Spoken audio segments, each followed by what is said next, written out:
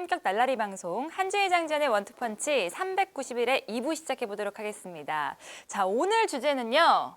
1월이 됐잖아요. 그러면은 핫 이슈, 뜨거운 감자들이 있습니다. 바로 유럽 축구의 핫 이슈는 무엇이냐? 바로 이적 시장이죠. 네. 지금 이적 시장에서 벌써 결정된 선수들이 몇 명 있잖아요. 네, 그러니까 국내에도 뉴스가 나온 선수들만 하더라도 일단 질라탄 이브라이모비치 선수, 네. 그리고 리버풀로 간 이제 미나미노 선수, 또 웨인 루니 선수가 미국에서 또 잉글랜드 땅으로 돌아왔어요. 엘링 브라우트 홀란드 선수. 네. 그러니까 어디로 가느냐 여러 군데 말이 많았죠. 사실 맨체스터 유나이티드 썰이 굉장히 강했었고, 노르웨이 커넥션 솔샤르 감독과의 그 노르웨이 찬스도 있었거든요. 그리고 또 맨유가 사실 돈이 많으니까 홀란드 정도는 수월하게 데려올 수 있을 것이다 했는데, 아니다, 또 유벤투스로 갈지 모르겠다라는 얘기도 있었는데 결국 선택한 곳은 도르트문트가 됐죠. 중간 이상의 이름들 가운데에서는 제가 지금 말씀드린 4명 정도가 지금 유니폼을 이제 바꾸기로 결정을 됐습니다. 네, 이렇게 결정된 상황 속에서 아직까지 결정이 안 된 선수들이 굉장히 많습니다. 팬들이 정말 궁금해하더라고요. 어떤 선수들이 있나요? 그런데 요 점은 말씀을 드려야 되는 게, 저희가 지금 이 녹화일이 그렇죠. 1월 1일 설날이에요. 설날에 지금 녹화를 하는데 이 방송이 나갈 때쯤이면 며칠이 지나거든요. 한 4, 5일 지납니다. 그렇게 되면은 이게 어떻게 될지 몰라요. 그러니까 저희가 오늘 얘기하는 1월 이적 시장의 타겟들 중에서는 벌써 움직인 선수도 있을 수 있고 안 움직이기로 결판이 난 선수도 있을 수 있고, 이런 변동은 있을 수 있다는 점을 말씀을 드립니다. 네, 지금 이 시각은 바로 1월 1일이라는 거 양해해 주시길 바라겠고요. 그럼 가장 좀 주목할 타겟들이 어떤 선수들이 있을까요? 일단 이적이 결정되지 않은 선수를 얘기하기 전에 결정된 선수 두 선수만 먼저 얘기를 간단히 해보죠, 한의원님하고. 네. 일단 엘링 홀란드. 국어원 기준으로는 엘링 홀란이라고 하지만 홀란드, 어쨌든 이 엘링 홀란드에 대한 얘기를 하면, 맨체스터 유나이티드 쪽으로 좀 가닥이 잡히지 않느냐라는 상황에서 일단 지금 언론 기사화도 많이 됐지만 이 에이전트인 이 미노 라이올라의 기사들을 보시면 아시겠지만 좀 무리한 좀 계약 조건 요구가 맨체스터 유나이티드가 포기한 상황이 됐다. 또 라이올라는 그렇지 않다. 이거는 선수가 결정한 부분이다. 그런 부분은 없다. 그래서 서로 지금 약간 대치된 그러한 얘기들이 지금 나오고 있는 상황에서 어쨌든 도르트문트로 갔습니다. 근데 그런 얘기가 나온 이유는 이 바이아웃이 있었거든요. 이 엘링 홀란드의 바이아웃이 2천만 유로입니다. 지금 엄청나게 높아진 상한가 주가에 비해서는 애초에 바이아웃은 쌌던 거죠. 그렇죠. 근데 그 상황에서 이제 2천만 유로만 더 주면 이적을 시킬 수 있는 상황이 됐고, 거기에 이제 에이전트들에게 어떠한 혜택을 주느냐, 서로 이제 이러한 줄다리기가 이어졌던 것 같아요. 그 상황에서 결국은 이제 도르트문트가 이 홀란드 선수를 잡았습니다. 저는 개인적으로는 도르트문트에게는 아주 큰 중요한 영입이 됐다. 지금 또 이선과 공격 자원이 약간 이동할 가능성이 좀 도르트문트가 있기 때문에, 특히 파쿠아칼스르 같은 경우는 약간 백업으로 밀린 상황에서 고국인 스페인으로 돌아갈 가능성이 있고, 또 아틀레티코 마드리드가 공격수를 원하고 있기 때문에 그쪽하고도 좀 링크가 되는 그런 기사들도 꽤 있었습니다. 거기에 제이든 산초나 또 몇몇 공격 자원들까지도 떠날 가능성이 지금 큰 상황이기 때문에 어쨌든 공격진은 보강을 해야 되고, 거기에 지금 홀란드 선수를 잡았다는 얘기는 어떻게 보면 도르트문트가 현재 시점에서는 1월 이적 시장이 열리고 첫 번째 위너가 됐다. 그렇게 이제 생각이 들고요. 질라탄 같은 경우는 81년생입니다. 이제 AC 밀란으로 다시 돌아왔습니다. AC 밀란의 이제 리그 우승을 한때 이끌었었죠. 그리고 세리아에서는 팬들 아시다시피 유벤투스나 또 인터밀란 시절에 아주 경험들이 많고, 이탈리아 무대에 가서 이제 적응하는 데는 문제가 없는데, 근데 이렇게 나이를 먹고 다시 예전 친정팀으로 왔던 스타들이 활약을 했던 경우가 간혹 있지만 또 그렇지 못한 경우도 상당히 많기 때문에 지켜봐야 되겠습니다. 근데 지금 일단 밀란 자체가 공격 파괴력이 지금 워낙 저하돼 있고, 또 피용텍 선수가 전체적으로 공격 지원은 확실하게 받는 상황도 아니에요. 그러니까 팀적인 문제라고 봐야겠죠. 밀란의 최다 득점자가 테오 에르난데스라고 제가 맞습니다. 지난번에 그랬잖아요. 오히려 풀백 왼쪽 풀백인 테오 에르난데스가 팀 내 최다 득점자일 것처럼 지금 전체적으로 뭐 비글리아나 뭐 파케타, 뭐 캐시에 이런 허리 자원들이 좋아 보이긴 하지만 지금 팀의 전체적인 어떤 창의성이나 뭐 공격 지원 시에 파괴력을 넣어줄 만한 지금 운영이 되고 있지 못하기 때문에 아시겠지만 질라탄은 포스트 플레이도 되고 내려와서 연계해주면서 또 공격진에게 도움을 줄 수 있는 요소도 상당히 강합니다. 그래서 질라탄은 어찌됐든 간에 공격을 지원해주는 상황에서 본인이 직접 골을 많이 넣지 않더라도 현재 시점에서는 AC 밀란에게는 저는 개인적으로 볼 때 힘이 될 것이다 생각이 들고요. 그래서 저는 나쁘지 않다고 보여져요. 그래서 잘만 이브라이모비치의 어떤 출전 시간 또 에너지를 짧은 시간이라도 좀 이렇게 써야 될 때 그럴 때 이제 활용시키기에는 상당히 좋은 카드가 들어왔다. 또 적응에도 문제가 없고 그런 생각이 듭니다. 제가 이제 그 두 선수에 대해서 잠깐씩만 말씀드리자면 홀란드 선수에 대해서 지금 라이올라 측과 뭐 맨유 측이 의견이 갈리고 있다, 뭐 대립 중이다, 뭐 그 말씀하셨는데 도르트문트가 어린 선수들을 슈퍼스타로 잘 키운다는 거는 우리가 많이 알고 있잖아요. 그래서 도르트문트라는 클럽이 자신을 한 단계 더 높여서 그 다음 또 더 큰 목표로 가는 중간 다리 역할에서는 가장 적합한 클럽이라는 생각을 분명히 홀란드 선수가 했을 가능성이 저는 충분히 있다고 보고요.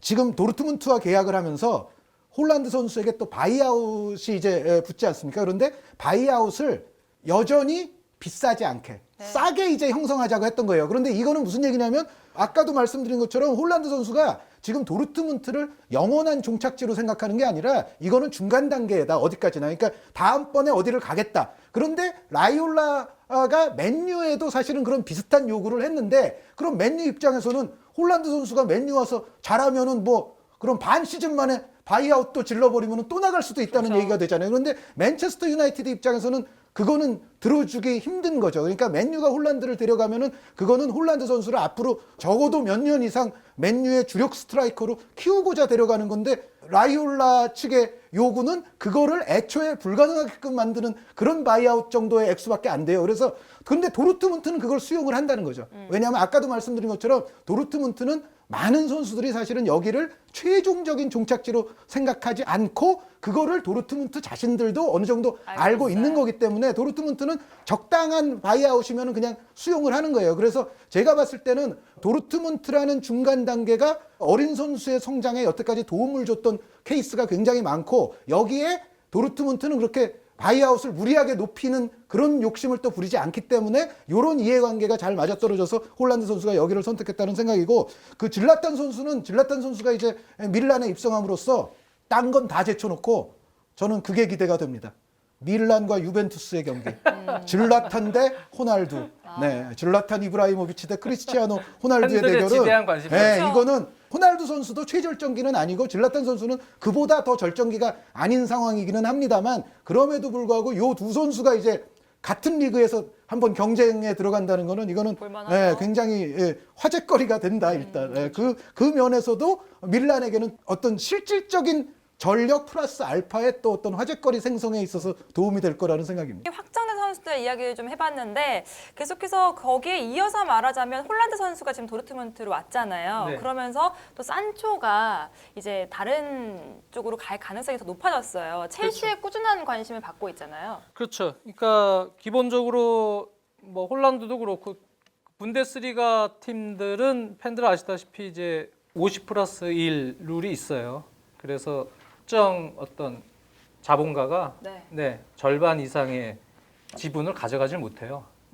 49.9%까지밖에 못 가져가요. 그러다 보니까 기본적인 이적 예산을 크게 잡아서 선수를 뭐 데려와서 잡아놓고 하는 그런 구조는 아니죠. 한현님도 말씀해 주셨다시피 그러다 보니까 아까 라이올라처럼 선수 가치보다 낮은 바이아웃을 넣고 자기가 그 다음에 대표할 때 더 먹고 또 먹고 뭐 이렇게 해도 오케이. 그래서 중간 급착지 단계로 놓는 경우가 많고 뭐 특정 바이르미네이나 일부 구단을 빼고는 그래서 제이든 산초도 지금 거액의 이적 요구가 많이 들어오고 있기 때문에 아마 이적할 가능성이 크다. 지금 4,800만 파운드부터 1억 파운드까지 지금 언론은 예상을 하고 있거든요. 그래서 엄청난 이적료죠. 그만큼 이제 제이든 산초는 올 시즌에 약간 기복이 있긴 했지만 그래도 공격 포인트가 상당히 많고요. 골과 어시스트가 아주 다 준수하게 많습니다. 그리고 상당히 축구 지능이 높고 기술적인 역량이 뛰어난 아주 어린 자원이에요. 그래서 앞으로의 잠재성적인 면에서도 이 선수를 잡는 거는 뭐 빅 클럽들이 꺼리지 않고 경쟁에 달려들 수 있습니다. 그래서 현재 상황에서는 지금 뭐 첼시도 링크가 돼 있고 그리고 라리가의 빅 클럽 두 팀도 관심은 분명히 가지고 있어요. 어떻게 될지 모르겠는데 첼시 같은 경우는 저도 뭐 여기 라이브 하면서도 그 질문들을 받았지만 자아가 나아요, 산초가 나아요 이런 얘기들 많이 하죠. 팬의 입장에서 말씀해 주세요. 저는 누굽니까? 팬의 입장이라기보다는 기본적으로 지금 윌프레드 자아 같은 경우는 구단에서 이적료를 지금 8천만 파운드까지 불러놨어요. 네. 그 정도 금액에 거래되기는 좀 쉽지는 않을 것 같지만 근데 제가 볼 때 윌프레드 자 같은 경우는 항상 얘기하지만 약간 개인이 본인 위주로 돌아갈 수 있는 팀에 저는 더 적합한 자원이라고 봅니다.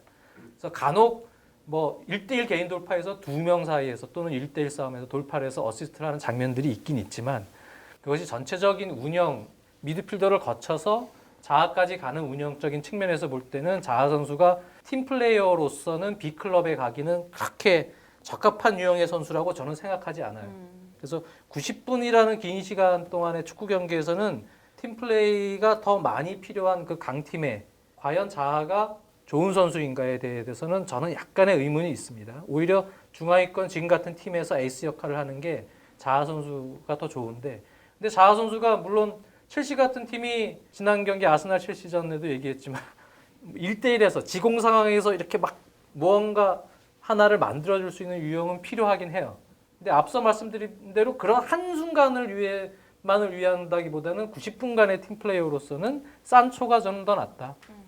윌프레드 자가 아주 적은 금액으로 만약에 협상이 돼서 성공이 되면 그러면은 뭐 오케이 해도 전 나쁘지 않다고 보지만 지금 가격은 너무 좀 높은 가격이고 그리고 제이든 산초와의 협상에서 적정한 어떤 이적료 제가 볼 때는 한 6천만 파운드 정도만 돼도 제이든 산초는 첼시가 영입하기에 상당히 좋은 자원이고 첼시 같은 경우는 지금 구단 수뇌부 쪽에서는 이적 시장 징계가 풀리면서 1억 5천만 파운드까지 쓸 수 있다는 얘기가 나왔는데 네. 선수 정리를 일부 했을 경우에 그렇게 될 것 같고 그렇지 않을 경우에는 한 1억 파운드 내외에서 아마 이적 시장 예산을 잡고 실제로는 들어오지 않을까 그렇게 생각이 듭니다. 그 상황에서 산초의 영입은 이제 상당히 중요한 요소가 될 것 같고요. 물론 어디로 갈지 모르겠습니다. 저희가 녹화하는 건 1월 1일 기준입니다. 네. 근데 산초 선수는 프리미어 리그 안에 또 경쟁자가 나올 수가 있어요. 맨체스터 유나이티드가 좀 전에 말씀드린 대로 홀란드 맨유도 선수 지금 노리고 놓쳤잖아요. 홀란드 놓쳤으니까 뭔가 또 맨유도 지금 공격 자원을 맞습니다. 하고 싶은데 거기에 이제 산초 선수가 대상자일 가능성이 또 있고요. 홈그라운이거든요. 네. 그 그렇죠. 선수가 네, 네. 홈그라운이기 때문에 또 잉글랜드 클럽들이 원하고 있고 물론 자하도 코트디부아르 대표이긴 하지만 홈그라운이긴 해요. 근데 산초가 홈그라운이라는 이점이 매우 크죠. 잉글랜드 클럽에게. 여기에 이제 한 팀 더 말씀드리면 맨체스터 유나이티드 이외에 또 맨체스터 시티도 관심이 있을 수가 있어요. 왜 그러냐면 맨체스터 시티의 르로이 사네 선수가 바이에른 뮌헨으로 겨울에 넘어간 수 있을 가능성이 있어요. 그럴 경우에는 아마 사네 선수는 그 루카스 에르난데스 선수의 이적료 기록을 경신할 수도 있습니다. 그러니까 바이에른 뮌헨이 정말 큰 돈을 질러서 사네 선수를 데려올 수가 있는데 그러면 아마 제 생각에는 역시 무한대 자금력을 지니고 있는 맨시티가 과르디올라 감독은 현재로서는 뭐 엄청나게 1월 이적 시장에서 활약할 생각을 안 한다는 식의 얘기를 하기는 하지만 제 생각에는 맨시티도 산초 선수에게 관심이 있을 수 있고 사네 선수가 나간다는 전제라면 더더욱 그래요. 그래서 첼시가 과연 본인들이 원하는 정도 규모의 금액에 산초 선수를 무리 없이 영입할 수 있는지는 좀 두고 봐야 될 거예요. 지금까지는 산초 선수가 잉글랜드 클럽 가운데서는 첼시와 좀 가장 강하게 연결되고 있기는 합니다만 산초 선수의 경우에는 좀 두고 봐야 되고 이제 장 의원님한테 마이크를 하나 제가 던져서 넘길게요. 티모 베르너 선수는 그런데 상대적으로 바이아웃 액수가 좀 작아요. 그렇죠. 그러니까 아까 4천만 홀란드 선수처럼 베르너 선수의 바이아웃은 작은 걸로 알려져 있기 때문에 그게 이제 비교적 작은 바이아웃으로도 사올 수가 있는 선수라서 첼시가 그럼 베르너 선수부터 현실적으로 가야 되지 않느냐라는 질문을 드립니다. 라이프치히 안에서 잘하고 있거든요. 근데 이제 첼시는 아마 본머스의 수비수인 나단 아케를 자신의 친정 클럽인 첼시로 다시 데려오고 싶어하는 게 우선순위일 수 있습니다. 네. 바이백이 있죠. 있죠. 네, 그래서 본머스로 이적시킬 때 데려올 때 이제 4천만 파운드 이상을 주면 다시 아케를 데려올 수 있는 조항을 달아놨기 때문에 일단은 아케 선수가 필요한 상황이에요. 이 나단 아케가 필요한 이유는 지금 빌드업 체계가 전체적으로 오른발잡이 이 센터백들의 빌드업이 그렇게까지 좋은 편이 아닙니다. 그리고 왼발잡이 센터백이 없어요. 근데 나단 아케는 왼발잡이 센터백인데 빌드업이 매우 좋아요. 패스가 매우 좋은 선수고 그리고 순발력이 있고 팬들 아시다시피 왼쪽 측면 수비를 같이 볼 수가 있는 자원이에요. 그래서 첼시는 시급한 왼쪽 풀백의 보강이 필요하긴 합니다. 근데 그쪽의 보강이 같이 이적 작업에서 이루어지면서 먼저 선행돼도 돼야 될 선수는 어차피 필요한 왼발잡이 센터백 아케 선수를 아마 데려올 가능성이 있어요. 그러니까 전체를 통틀어 봤을 때는 수비 아케 선수 영입이 가장 우선이다 그렇죠. 이거죠. 네네. 네, 그래서 이제 아케 선수를 데려올 경우라면 물론 지금 햄스트링 부상을 당하고 있지만 아케 선수가 어쨌든 후반기에는 활약을 할 수가 있고 그리고 이제 혹 왼쪽 수비에 지금 측면 수비수들이 사실 그렇게 확실한 자원들이 매물이 많이 나와 있는 건 아니에요. 뭐 벤치웰이나 이런 선수들이 있지만 워낙 또 가격도 높고 이적할 가능성에 대해서는 아직은 두고 봐야 될 상황이기 때문에 아케 선수 일단 데려와서 센터백 빌드업 혹은 왼쪽 수비에서 영입이 안 됐을 시에 뭐 로테이션 차원에서도 여러 가지 아스플리쿠에타도 그쪽으로 갈 수도 있고 여러 가지 이제 경기마다 상황에 따라서 유용한 자원입니다. 근데 이제 문제는 한 1억 5천만 파운드 예산을 가지고 있지만 실질적으로 아케 선수를 뭐 데려왔다. 그러면 한 4,100만 파운드도 조금 언저리해서 줄 거 아닙니까? 이제 남은 금액에서 산초까지 뭐 데려오고 뭐 이런 상황이 되면 공격진 최전방 공격수 영입은 그 3순위가 될 가능성이 있죠. 물론 모든 게 잘 풀리면 선수 정리도 잘 돼서 거기서 조금 보충이 되고 그리고 뭐 지금 떠나야 될 선수들 있잖아요. 올리비에 지루나 뭐 이렇게 정리해야 될 선수들이 있단 말이에요. 그런 선수들 정리를 잘해서 큰 금액은 아니지만 조금 보충을 하고 거기서 이제 그 여윳돈으로 다시 또 보강을 할 수 있는 경우라면 한의원님 말씀하셨다시피 티모 베르너는 여러 가지 전술적 운영에 있어서도 투톱도 되고 타미 에이브람과 또는 뭐 유사시에는 이제 최전방 공격수 역할도 같이 수행을 하면서 램파드 감독의 축구에 잘 부합하는 그런 선수를 비교적 이 바이아웃이 걸려있는 저렴한 가격을 영입할 수 있는데 문제는 근데 티모 베르너는 지금 여러 클럽이 지금 같이 덤벼들고 있기 때문에 첼시가 우선순위에서 첼시가 약간 밀릴 거라고 저는 생각이 들어요. 그래서 결국은 티모 베르너는 첼시로 오지 않을 가능성이 크다는 게 제 생각이고. 그 티모 베르너 선수는 지금 참고적으로 말씀드리자면 역시 홀란드 선수를 놓친 맨체스터 유나이티드가 일단 맨유부터 관심이 해서 있고요. 많이 그리고 노리고 있어요. 레알 마드리드의 경우에 지금 벤제마 선수를 받쳐줄 수 있는 공격 자원 때문에 레알이 지금 골머리를 앓고 있거든요. 지금 요비치 선수가 레알 팬들의 기대치에 훨씬 미달하는 네네. 플레이이기 때문에 레알 마드리드도 뭔가 겨울 이적 시장에서 보강을 한다면 공격 자원 쪽이 될 가능성이 있는데 그렇다면 역시 베르너 선수가 좋은 옵션이 레알에게도 되고요. 여기에 관심이 있는 클럽은 리버풀도 있다는 얘기가 있습니다. 그래서 지금 말씀하신 것처럼 베르너 선수가 물론 가격적으로는 굉장히 합리적으로 지금 활약에 비해서는 저렴한 편인 건 맞는데 역시 경쟁은 지금 첼시, 맨유, 뭐 레알, 리버풀 이런 클럽들이 지금 붙어 있다는 얘기입니다.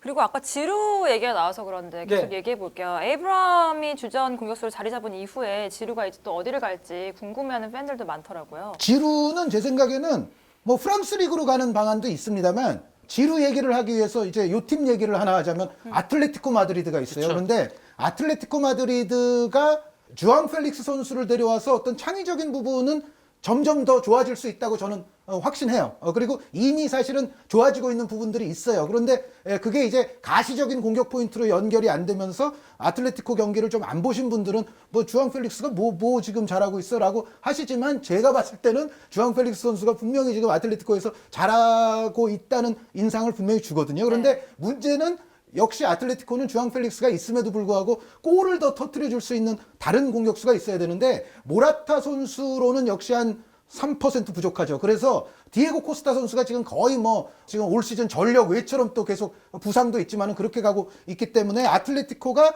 겨울 이적 시장에서 공격수를 한 명은 최소한 데려오는 거는 거의 틀림없는 사실인 것 같아요. 근데 누구냐가 문제인데 아틀레티코 마드리드와 가장 강력하게 연결되어 온 선수는 카바니 선수입니다. 아시다시피 카바니 선수가 32이기는 합니다만 여전히 어떤 활동량이라든가 기량이라든가 또 투쟁심이라든가 이런 걸 보면 적어도 한 시즌 반 이 정도는 카바니 선수가 해줄 수 있는 선수고, 다만 이건 있습니다. 그러니까 최근에 나오는 스페인 쪽에서의 보도를 보면 카바니 선수는 그 대신 다 좋은데 이게 이적료도 아주 소액이에요. 그러니까 파리 생제르맹에서는 어차피 이제 떠나 보내야 될 선수기 때문에 이적료도 소액인데, 문제는 파리에서 받던 개인 연봉이 워낙에 세거든요. 그런데 카바니 지금 나이도 좀 많은데 데려오는 거는 가성비상 나중에 이게 문제가 될 수가 있어서 아틀레티코가 이제 다른 자원들에게도 지금 눈을 돌리고 있거든요. 그 자원들 가운데 가장 대표적인 거는 아까 도르트문트 얘기할 때 말씀하셨던 파코 알카세르 선수입니다. 네. 알카세르 선수가 사실은 그 더 이전부터도 출전 시간이 줄고 있었습니다만 3백 되면서 더더욱